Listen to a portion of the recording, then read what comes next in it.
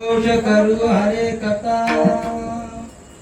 सदा नाम घोष करू हरे कथा तेने सदा चित्ता समाधान सर्व सुख जालू सर्व अलंकार आनंदे निर्भर डुलत सो आचवायचा कोठे आठवची नाही आचवायचा कोठे आठवची नाही देई चवी देई भोगुदस्यम सर्व सुख जालू सर्व अलंकार आनंदे निर्भर डुलत सो तुका म्हणे आम्ही झालो अग्निरूप तुका म्हणे आम्ही झालो अग्निरूप लागून दुपाप पुण्यांग सर्व सुख जालू सर्व अलंकार आनंदे निर्भर डुलत सो समाचारना सरोजम चांद्र नीला उदाव जगननी तपाने मंडनम मंडनानं तरुण तुलसी माला कंजरम कंजनेत्रम सदैवलहासं विठ्ठलं चिन्तयामि पांडुरंगा करो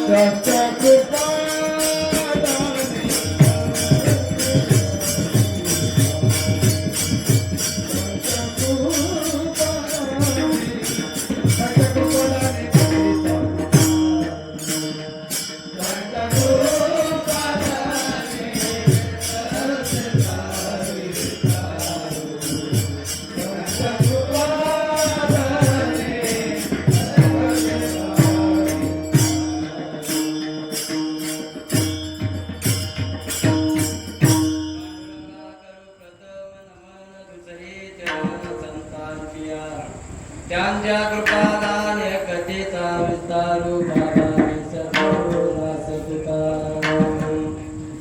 अलंकापुरी रम्य सिंहासनस्थं पदाम्बुजतेजस्कृति प्रदिशं गिरीन्द्रादिदेव सदा तूयमानं समाधिस्थमूर्तिं वजे ज्ञानदीपम् ॐ नमो ज्ञानेश्वरा करुणाकरा दयाला तुमचा अनुग्रह राधतु पावन झालो चरा यवन्त प्रविश्य मम वाचमिमां प्रसूतां सञ्जीवयत्यखिलशक्तिधरस्वधाम्नाम् अन्यांश हस्तचरणश्रवणत्वगादिं प्राणान् नमो भगवते पुरुषाय तुभ्यं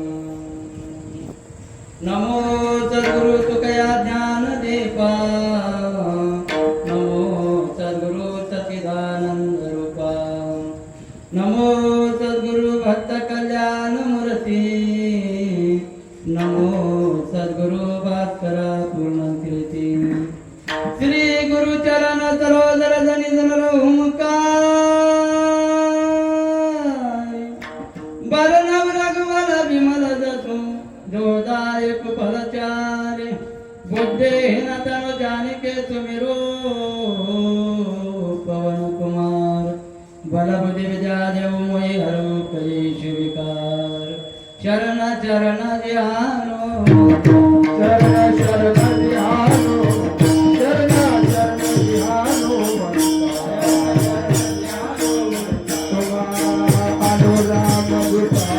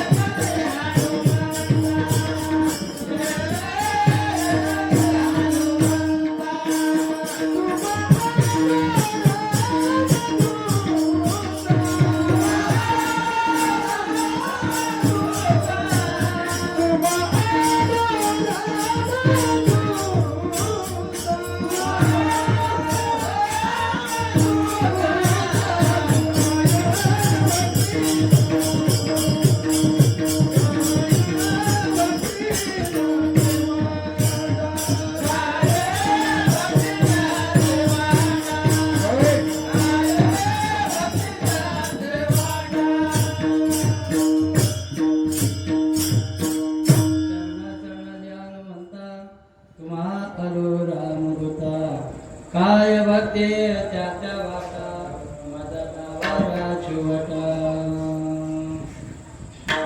सेवेला गे सेवक झालो सेवेला गे सेवक झालो सेवेलागी सेवक झालो झालो सेवेलागी सेवक झालो तुमच्या लागलो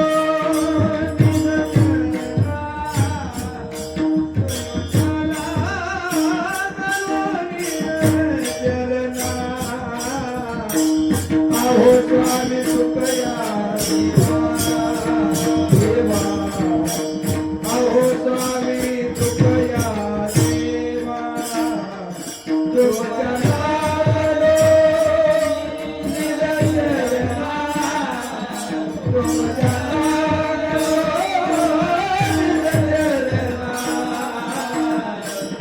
अहो स्वामी सुखया देवा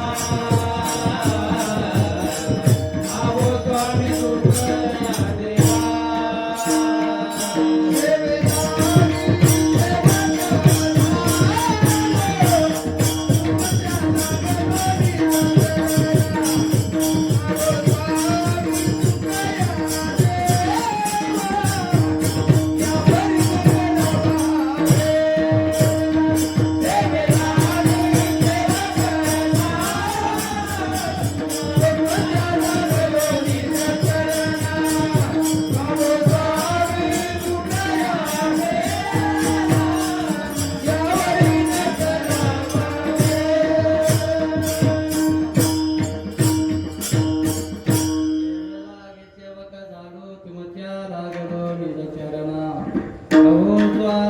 प्रिया देवा यावरी न करावा अवीर सदा नाम घोष करू हरे कथा सदा नाम घोष करू हरे कथा तेने सदा चित्ता समाधान सर्व सुख ल्यालो सर्व अलंकार आनंदे निर्भर डुलत सो कीर्तन रूपी सेवेकरिता निवडलेला अभंग महान भगवत भक्त विश्ववंद्य विश्वसंत महाराष्ट्र भूषण वैराग्याचे मूर्तिमंत पुतळे जगद्गुरु श्री तुकोबाराय यांचा 4 चरणाचा आणि नामाचं महत्व प्रतिपादन करणारा हा अभंग सेवेकरिता निवडलेला आहे. जगद्गुरु तुकोबाराय या अभंगाद्वारे आपल्याला सांगतात सदा नाम घोष करो हरी कथा. महाराज म्हणतात या समग्र जीवनामध्ये मी सतत त्या भगवान परमात्म्याचं नामचिंतन करणार याच्या व्यतिरिक्त दुसरं काही करणार नाही. पण काही बुद्धिवाद्यांनी महाराजांना प्रश्न विचारला महाराज सदा नाम घोष आणि सदा हरी कथा करण्याचा जो तुम्ही निर्धार व्यक्त करताना त्याचे कारण मीमांसा काय किंबहुना त्याची फलश्रुती काय कशामुळे तुम्ही सदा नाम घोष आणि सदा हरी कथा सदैव करणार. महाराजांनी फार गोड उत्तर दिलेलं आहे. पहा महाराज म्हणतात सदा नाम घोष आणि सदा हरी कथा केल्याने ज्ञानी आमच्या चित्ताला सदा समाधान मिळते. म्हणून सदा नाम घोष सदा हरी कथा सदैव करणार अभंगाचं प्रथम चरण. अभंगाच्या दुसऱ्या चरणामध्ये महाराज सांगतात सदा नाम घोष केल्याने आणि सदा हरी कथा केल्याने त्यांनी आमच्या चित्ताला सदा समाधान मिळते. नव्हे समाधान मिळाल्यानंतर सर्व सुखाचे अलंकार परिधान करून अंगामध्ये देऊन आनंदानं नाचता यावं दुलता यावं बागडता यावं म्हणून सदा नाम घोष सदा हरिकथा सदैव करणार अभंगाचं दुसरं चरण. अभंगाच्या तिसऱ्या चरणामध्ये महाराज सांगतात सदा नामघोष केल्याने आणि सदा हरिकथा केल्याने आमच्या जीवनामध्ये विधेयी अवस्था प्राप्त होते. आसुवाचा कोटे आठवची नाही देहीच विधेयी भोगू दशा देहावर उदास होऊन आम्ही सतत त्या भगवान परमात्म्याचं नामचिंतन करणार हा अभंगाचा तिसरं चरण. आणि अभंगाच्या शेवटच्या चरणामध्ये महाराज सांगतात तो का म्हणे आम्ही झालो अग्निरूप लागो निदू पाप पुण्यांगा. महाराज म्हणतात सतत त्या भगवान परमात्म्याचं नामचिंतन केल्यानंतर सतत त्या भगवान परमात्म्याचं हरिकथा केल्यानंतर आम्ही अग्निरूप बनून हे जीवन पाप पुण्याच्या विटाळापासून अलिप्त करून पुन्हा त्याचा जीवनाला स्पर्श होऊ नये म्हणून सदा नामघोष सदा हरिकथा सदैव करणार हा झाला अभंगाचा सरळ सरळ अर्थ. सेवेला सुरुवात करण्यापूर्वी निवडलेला अभंग नामपर या प्रकरणातील आहे. महाराज सांगतात मृत्यूलोक दुर्मिळ आहे आणि त्या मृत्यूलोकात मानवी जीवन दुर्मिळ आहे. किती दुर्मिळ आहे असा जर प्रश्न आला तर स्वर्गातले महाराज अमृतपान करून अमर झालेल्या देवादिकांना सुद्धा इच्छा असूनही प्राप्त न होणारा मृत्यूलोक आणि त्या मृत्यूलोकातलं मानवी जीवन एकनाथ महाराज भागवतामध्ये एका ओळीमध्ये सांगितलेलं आहे. धन्य धन्य सत्संगते देवांचे ते मृत्यूलोक देव मृत्यूलोकांचे ती मृत्यूलोक तुकोबारायच्या त्या प्रमाणामध्ये स्वर्गस्थ देव अहोरात्र इच्छा करतात. कशाची हो स्वर्गीचे आभार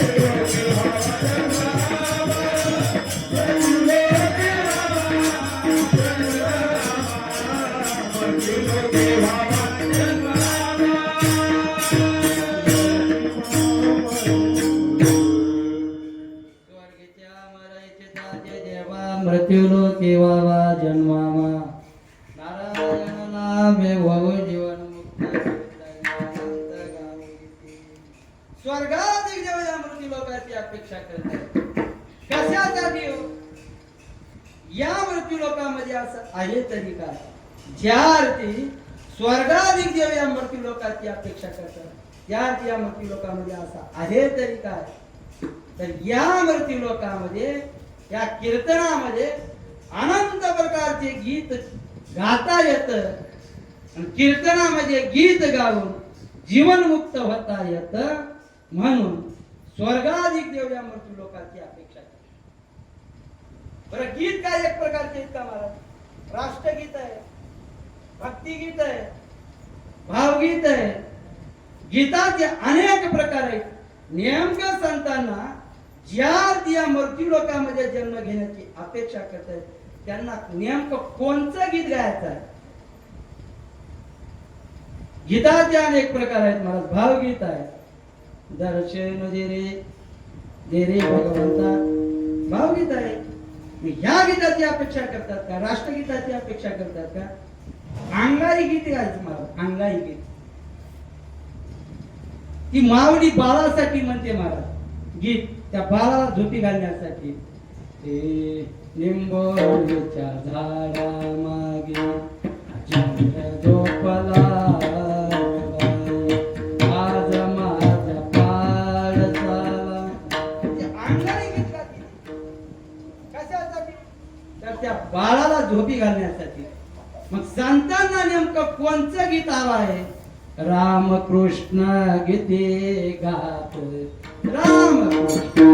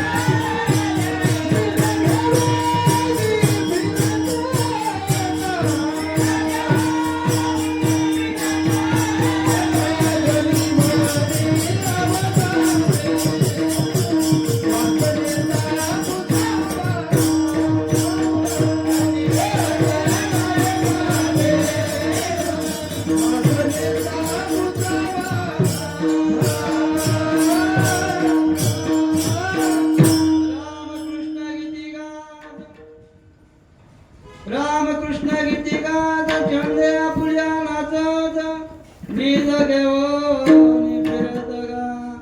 रामकृष्ण गीती गात. महाराज म्हणतात रामकृष्ण गीती गात. ते रामकृष्णारी जे गीत आहे आणि ते गीत गाऊन या मृत्यू लोकामध्ये जीवनमुक्त होता येतं. म्हणून स्वर्गाधिक देव या मृत्यू लोकाची अपेक्षा करत आहे. बरं, त्यांनी या मृत्यू लोकामध्ये असं पाहिलं तरी काय हो? काय पाहिलं असावं म्हणून स्वर्गाधिक देव या मृत्यू लोकाची अपेक्षा करताय? आपण सर्वजण शेतकरी आहोत. आपण जर एखादा बैल जर आवडला, आपल्याला आवडल्यानंतरच बैल घेतो, पण नाही आवडल्यानंतर बैल घेतो? आवडल्यानंतर. आवड कधी निर्माण होते? पाहिल्यानंतर होते का न पाहिल्यानंतर होते? पाहिल्यानंतर. मग स्वर्गाधिक देव या मृत्यू लोकाची अपेक्षा करतायत. नेमकं त्यांनी काय पाहिलं असावं? आज करीती ब्रह्माजी देखो वाळवंटीचे सुख. त्या वाळवंटातलं सुख पाहिलेलं आहे त्या संतांनी. वाळवंटातलं सुख पाहून धन्य धन्य मृत्यू लोक म्हणती भाग्याचा कैचा म्हणतील का भाग्याचा आहे असं संतांचं सांगणं आहे. मग एवढा दुर्मिळ असणारा मृत्यूलोक एवढा दुर्मिळ असणारा देह आपल्याला कसा मिळाला? वासुदेवामध्ये सांगितलेलं आहे पहा, हा नरदेह किती दुर्लभ आहे. नरदेह दुर्लभ दाना शतवर्षा ते गणना त्यामध्ये दुःखयातना तुम्ही आठवा मधुसूदना तुम्ही वासुदेव वासुदेव म्हणा. खाली वर आले मला तेच.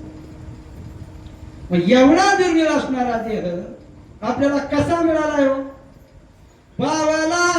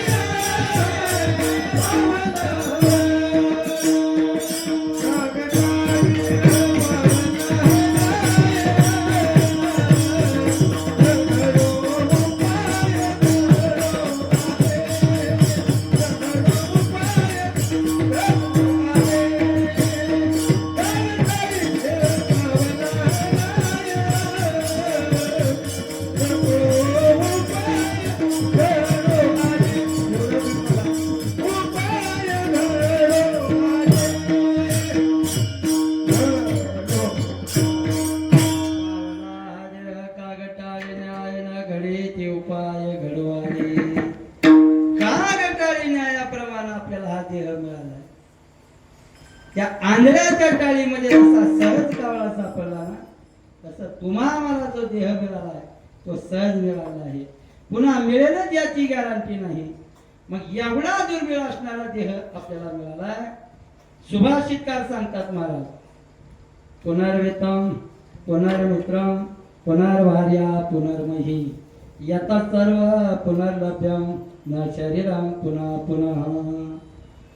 पुनर्वितम पुनर्वित्रम, एखादा मित्र गेला तर दुसरा मित्र करता येईल. विकलेला बंगला पुन्हा घेता येईल. विकलेली गाडी पुन्हा घेता येईल. एखाद्या भार्या पुनर्भार्या, भार्या म्हणजे बायको.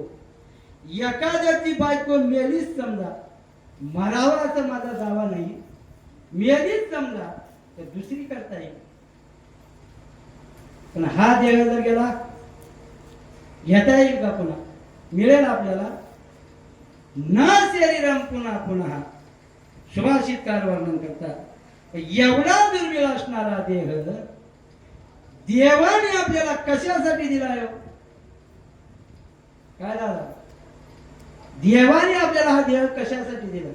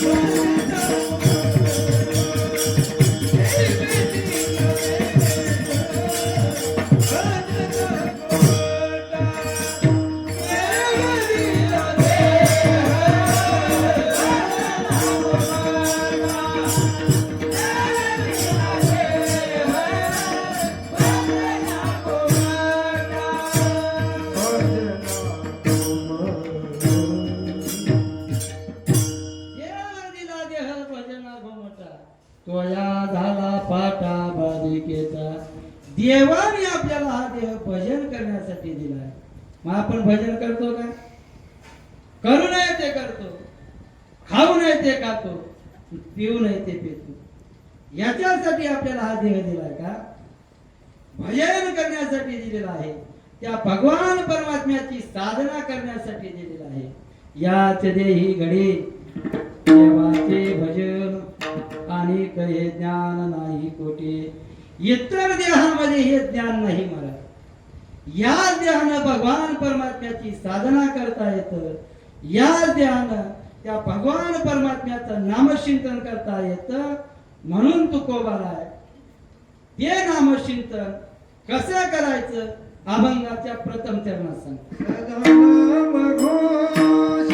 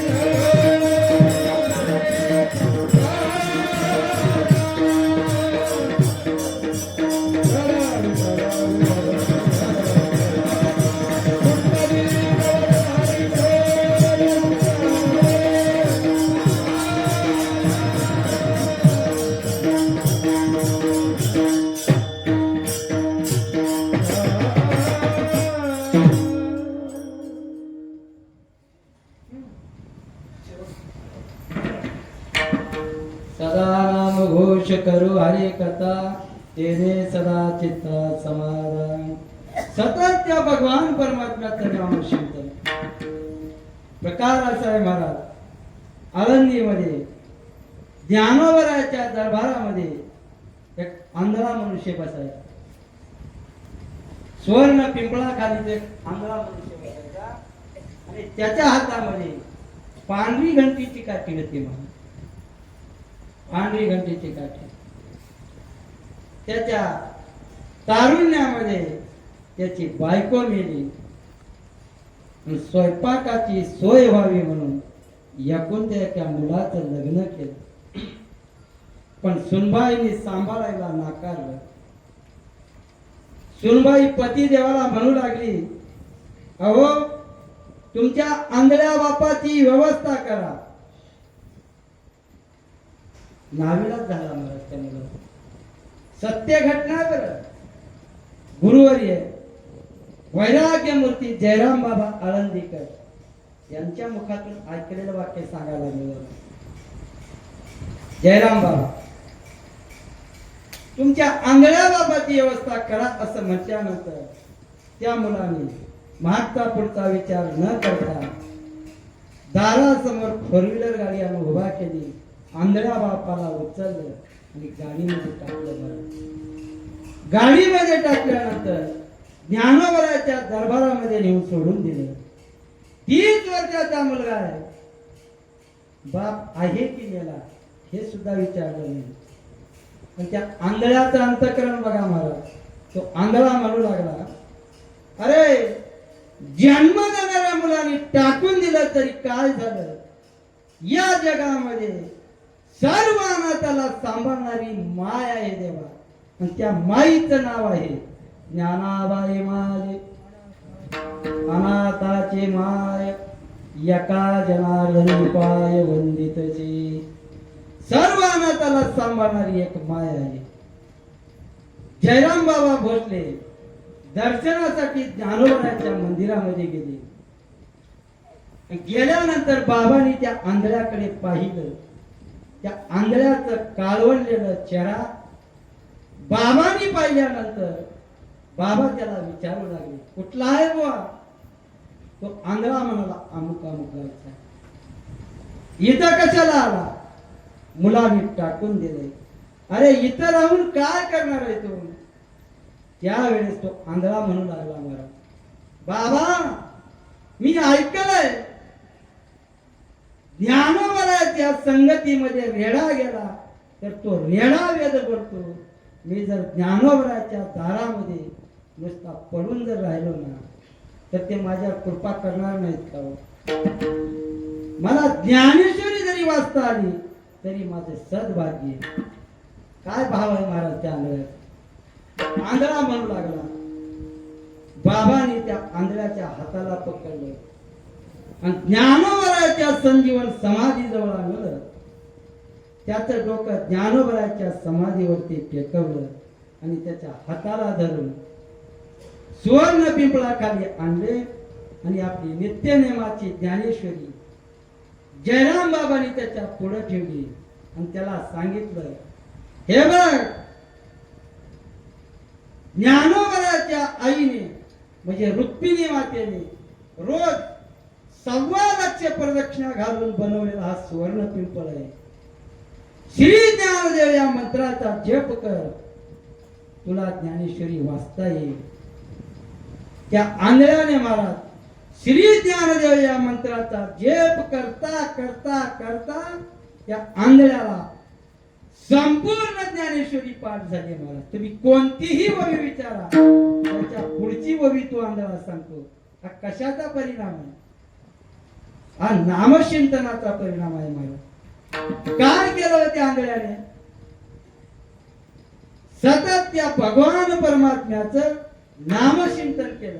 आणि ते नामचिंतन कसं केलं. सदा सदा नामचिंतन केल्यामुळे त्या आंधळ्याच्या ज्ञानेश्वरी पाठ झाली. आंधळ्यावर जर कृपा होते तर आपल्यावर का कृपा होणार नाही. आपल्याला तर सर्व इंद्रिय दिलेत महाराज. दिले इंद्रिय हात पाय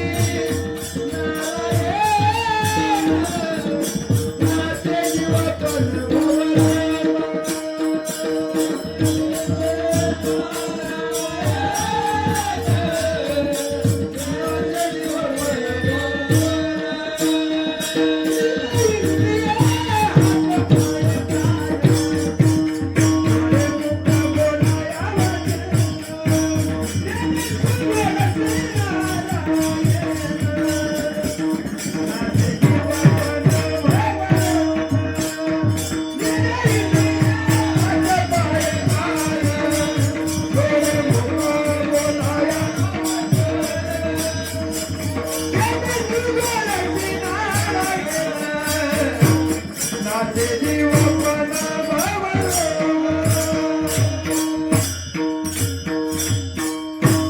दिले इंद्रिय हात पाय कान डोळे मुख बोलाया वचन जनेची तू जोडाची नारायण नाचे जीवपण भवरोग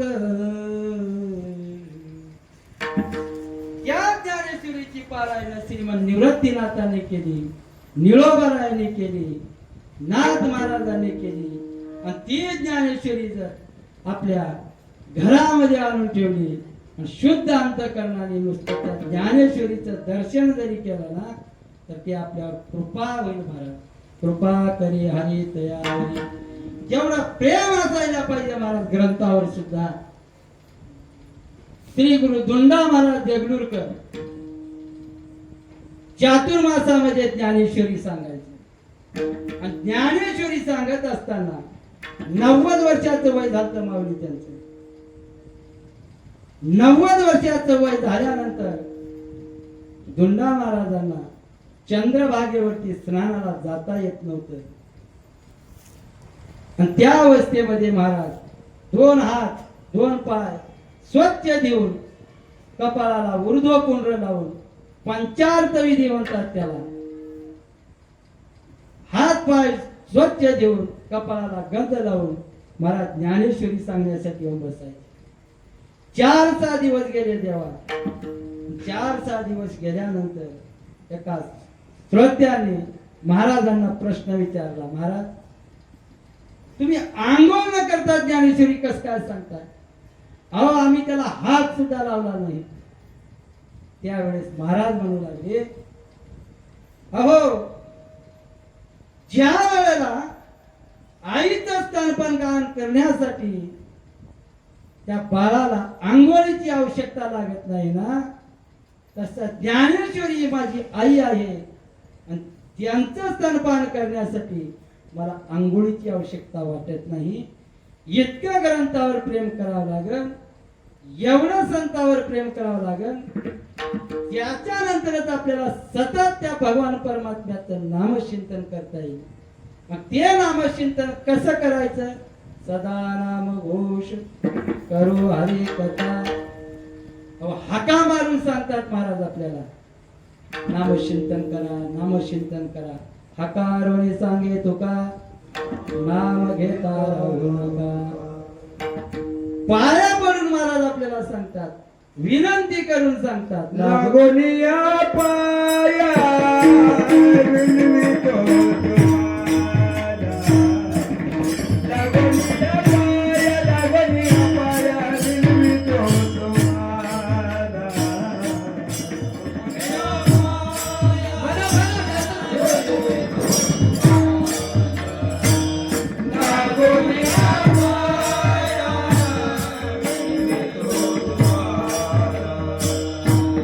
लागोनिया पाया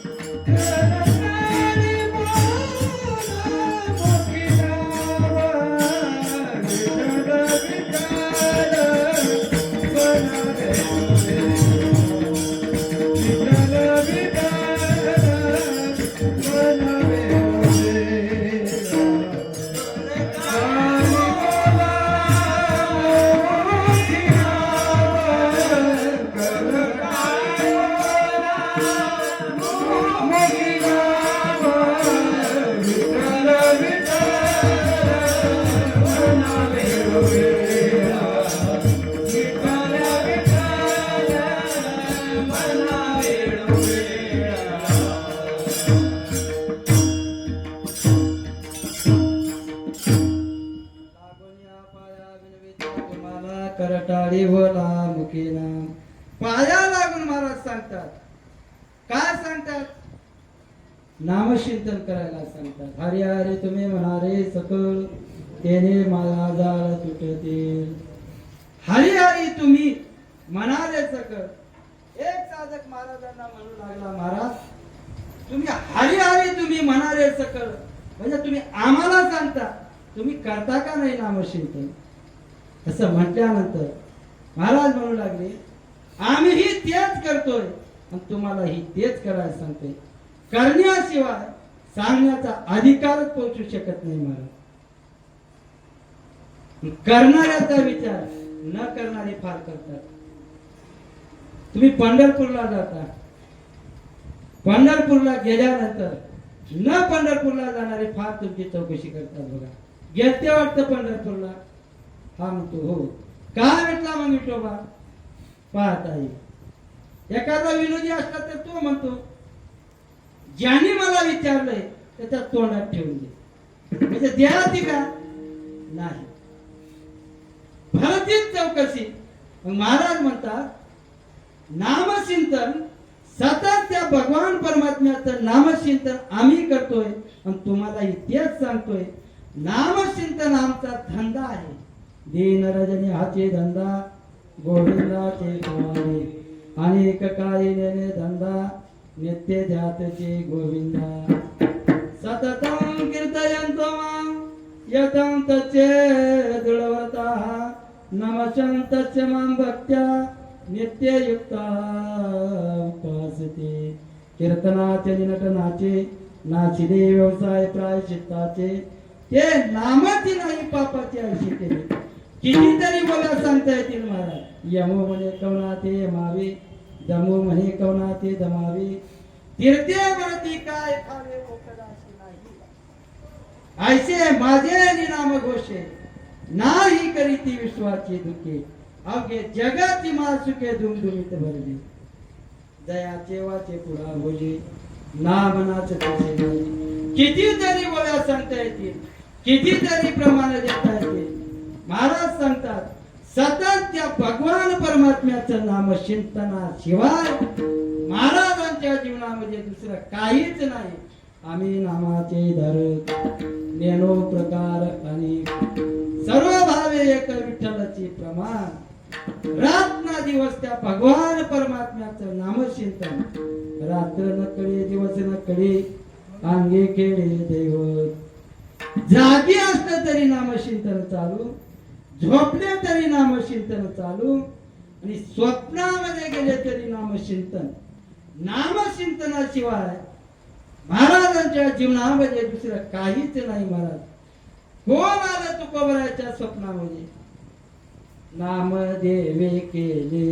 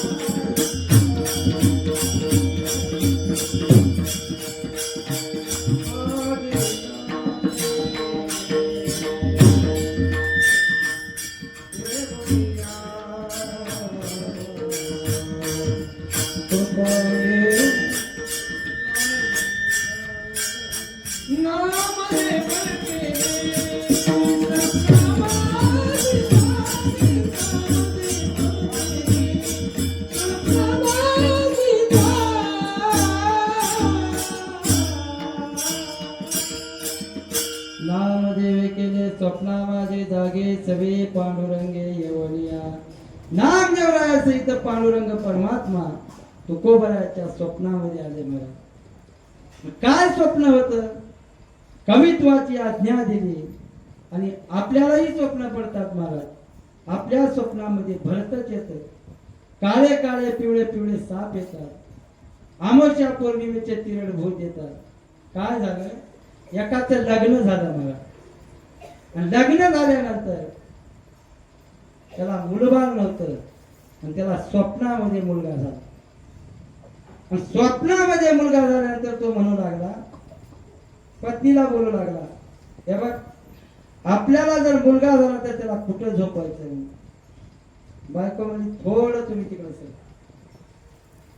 एवढ्यावर गप थांबवणं मावली त्यांनी. पुन्हा ते स्वप्न रंगवायला सुरुवात केला. आणखीन एक झालं तर बायको म्हणजे आणखीन थोडं सरका. जसं सरकार गेलं तसं पलंगावर असं आहे ते. त्याला साधनाच लागते मला, हे सदासरी नाही सापडत. त्या पलंगावर खाली पडला आणि त्याच्या कमरेचा हाड फ्रॅक्चर झाला.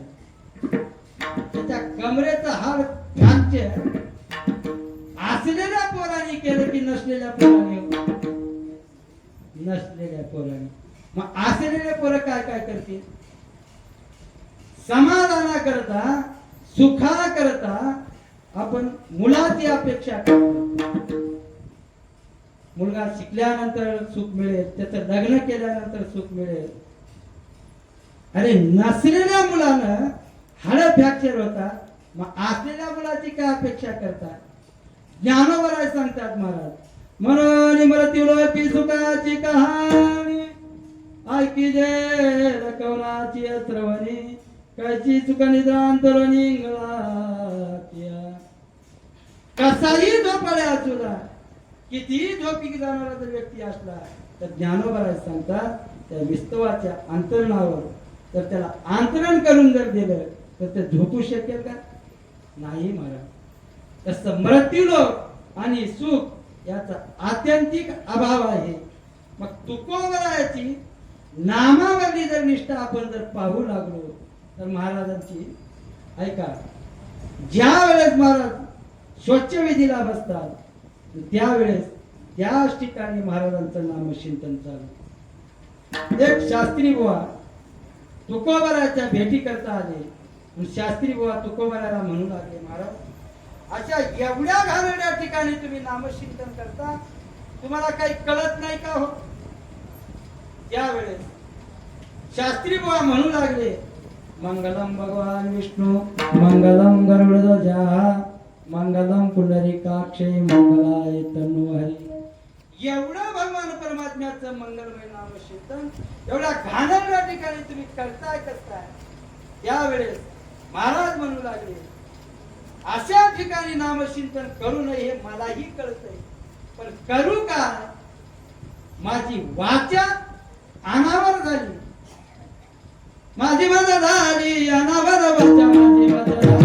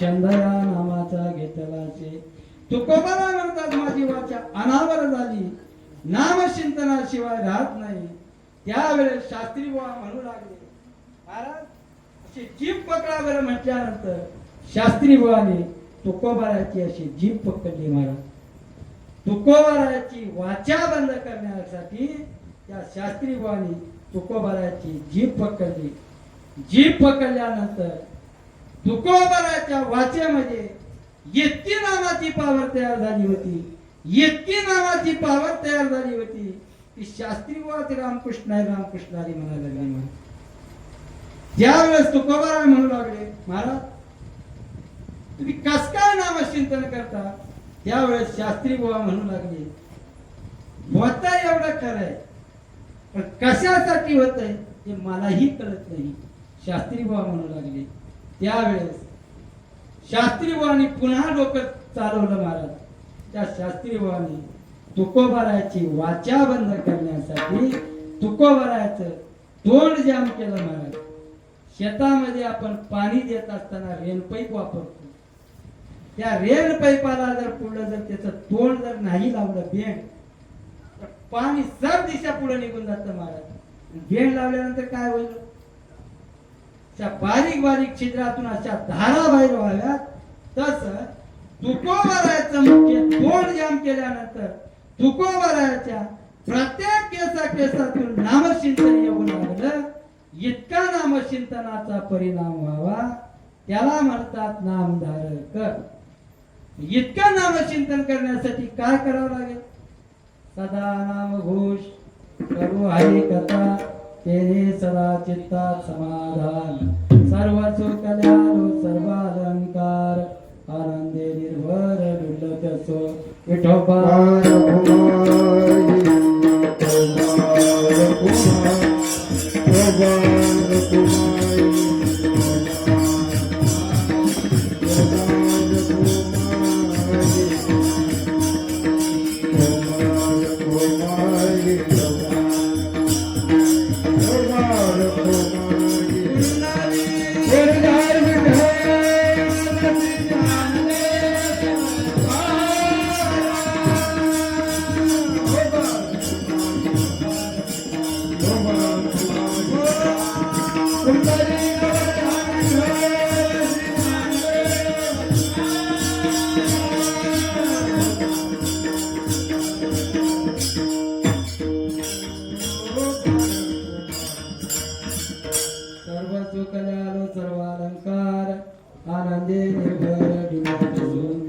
परमार्थातलं जे नाचणं आहे ते मनाच्या आवडीनं आहे आणि प्रपंचातलं जो नाचणं आहे तो दुसऱ्याच्या सल्ल्यानं आहे प्रपंचामध्ये सुद्धा आम्हाला नाचावं लागते दादा दुसऱ्याच्या सल्ल्यानं नेमकं कुणाच्या सल्ल्यानं दादा कुणाच्या सल्ल्यानं नाचावं लागते प्रपंचात बायकोच्या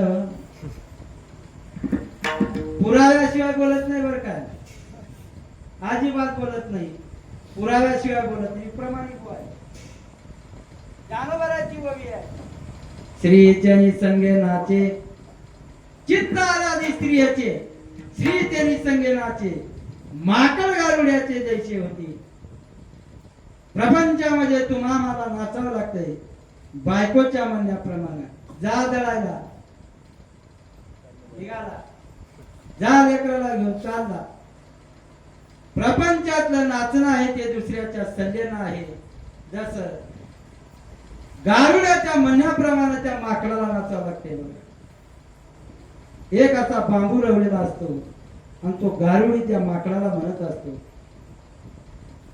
अरे तुम्ही ऊपर जाओ जात महाराज केलं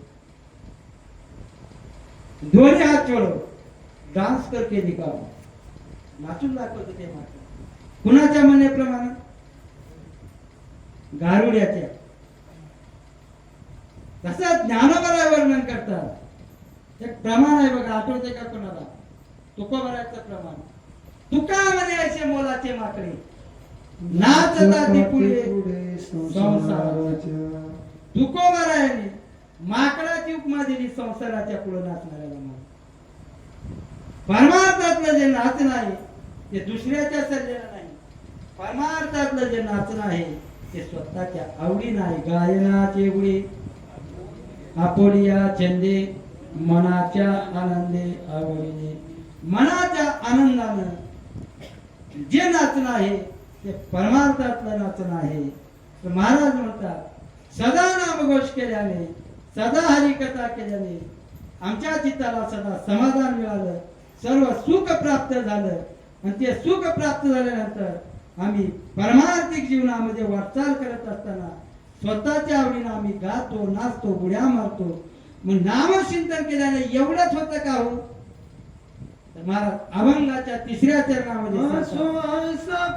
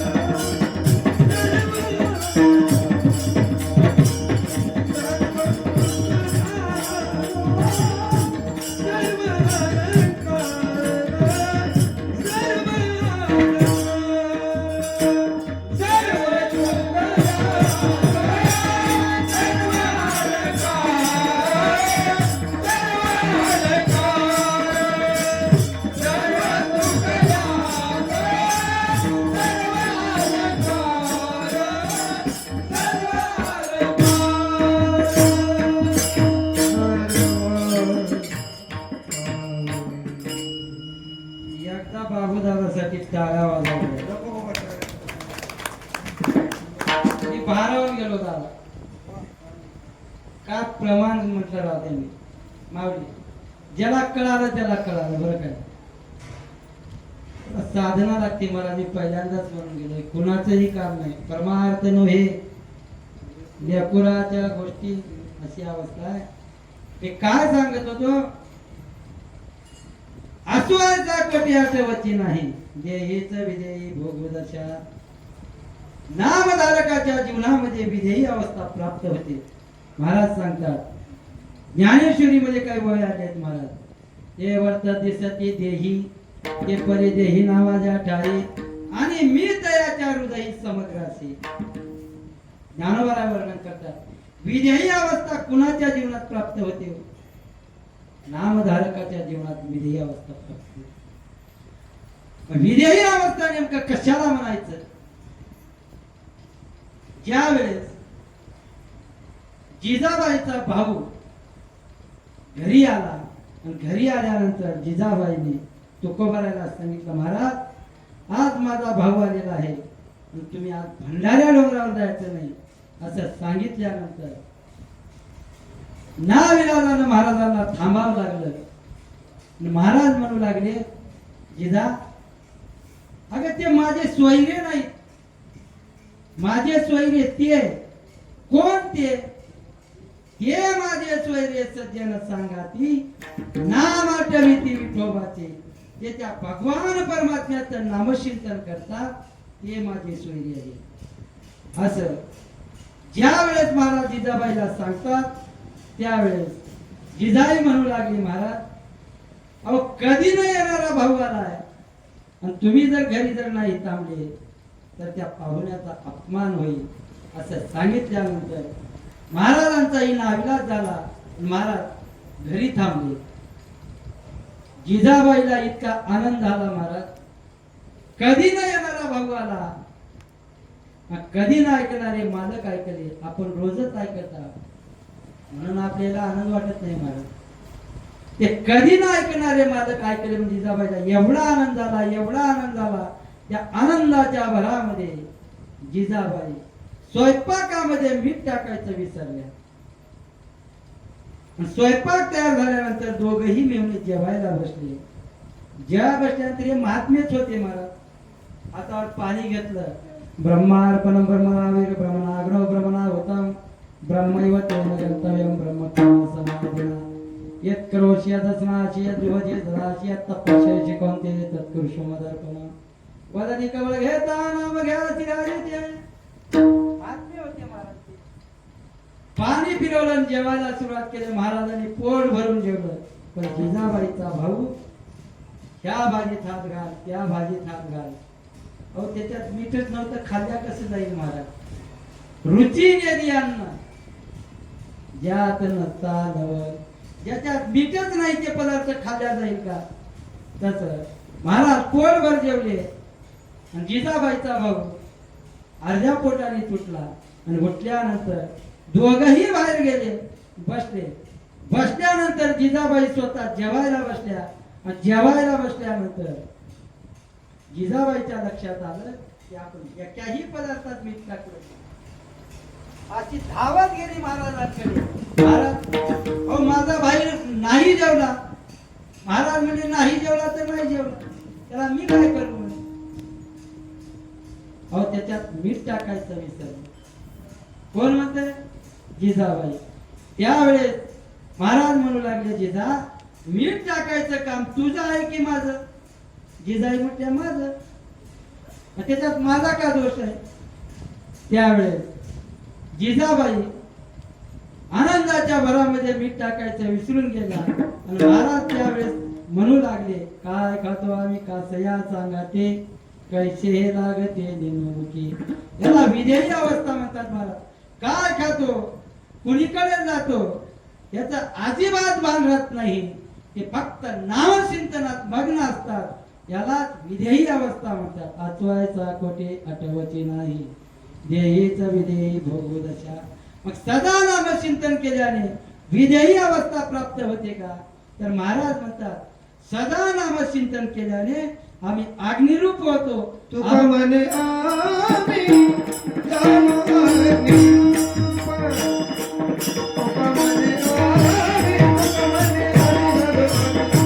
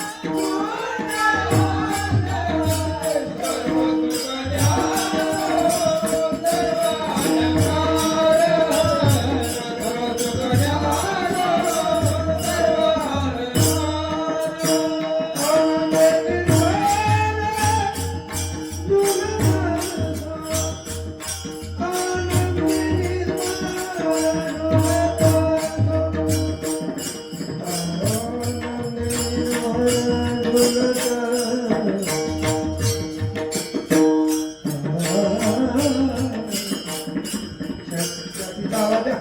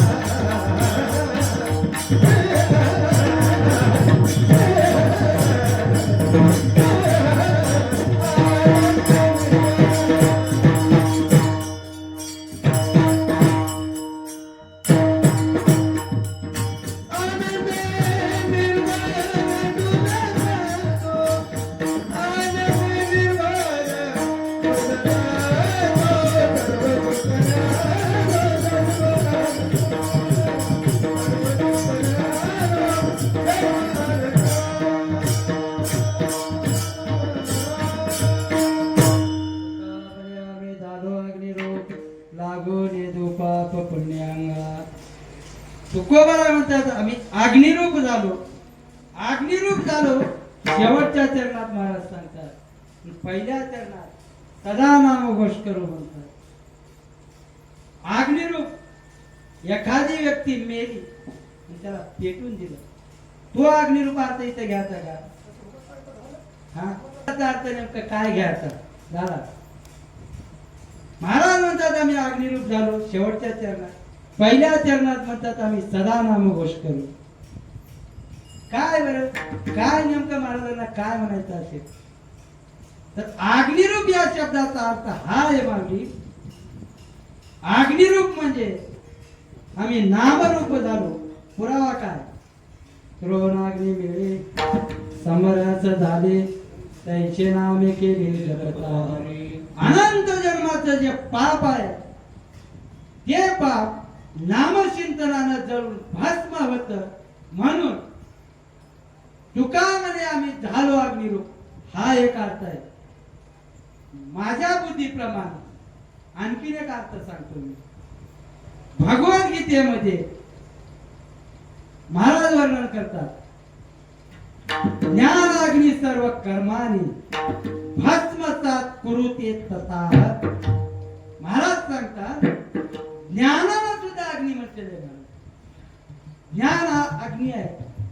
भस्मसात याचा अर्थ असा आहे ज्ञान हा अग्नी असल्यामुळे अनंत जन्माचं जे पाप आहे ते पाप ज्ञानानं सुद्धा जळून भस्म होत. म्हणून भगवद्गीतेमध्ये असं वर्णन आलेलं आहे, भस्मसात कुरुते तथा. या अभंगाचा अर्थ सांगण्याचा जो प्रयत्न केला आहे दादा, काय ते शेवट, तो का वयावे झालो अग्निरूप, लागो नेदो पाप पुण्यांगा. तुकोबाराय म्हणतात, आम्ही नामचिंतन करून अग्निरूप झालो आणि ते जीवन पाप पुण्याच्या विटाळापासून अलिप्त करून पुन्हा त्याचा जीवनाला स्पर्श होऊ नये म्हणून आम्ही सदा नामघोष, सदा हरिकथा सदैव करणार. तुका म्हणजे आम्ही झालो अग्निरूप. आवाज असे खेचला रे बाया. लागो नेदो पाप पुण्यांगा, सर्व सुख ल्यालो सर्व अलंकार.